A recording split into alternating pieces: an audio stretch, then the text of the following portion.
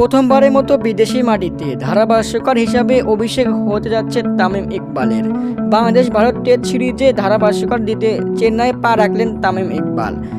তামিম সতীর্থ হিসেবে পাচ্ছেন বাংলাদেশের আরেক ধারাভাষ্যকার আতার আলী খান সহ ভারতের ধারাভাষ্যকার হার্ষা ভোগলেকে।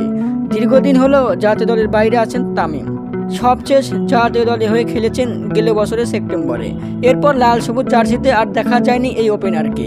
এবার নতুন ভূমিকায় দেখা যাবে খান সাহেবকে।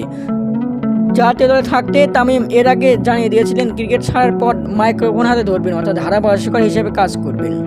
জানুয়ারিতে ঘরের মাঠে নিউজিল্যান্ডের বিপক্ষে প্রথম দিনে ধারাভাষ্যকার দিয়ে চমকে দিয়েছিলেন তামিম। এবার ভারত সিরিজে পুরোপুরি প্রস্তুত নিয়ে যাচ্ছেন চেন্নাই। অবশ্য মাঠে তামিমকে ফিরে পেতে বেশ আগ্রহী ভক্তরা ও বিসিবি সভাপতি ফারুক আহমেদ।